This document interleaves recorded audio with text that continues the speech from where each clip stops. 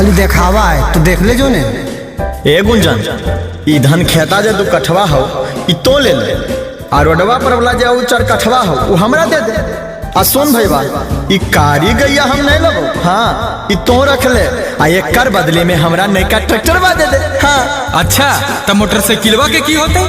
आए हो भईवा, ई मोटरसाइकिलवा में हिस्सा मांगो ही। अरे ई तो हमरा दहेज में मिल रहे हो। आए भैया, दहेजवा तो जौरहिये में मिल लो है, शादियों तो जौरहिये में होलो हो, एकर मतलब तो भौजियों में हिस्सा नहीं। एक बात सुन ले गुंजन, हर बात के छिलमी तो बंटवारा नहीं होता। हाँ आए भैया, तो कहो कि हर बात के हम छिलो ये, तो छोटका भैया मनवा के बारे में कबो सोच लो, वो खाली बैला लेता है। अरे होश में बात कर, तू होश में बात करा। ए भैया भौजी दो चल गलो खेत। आए ए भैया, लाबाब खाई माथा खराब हो गई मेहरारू लोग के चक्कर में। अरे भैया से खैनी मांग मारबो एक थाप। अच्छा ठीक है, जा पॉकेटवा में 1 लाख रुपया रखल हो, जाके चरकठवा के बयाना दे दा, काहे कि लोभियाल हो ढेर आ कोई ले ले तो। ठीक हो जा।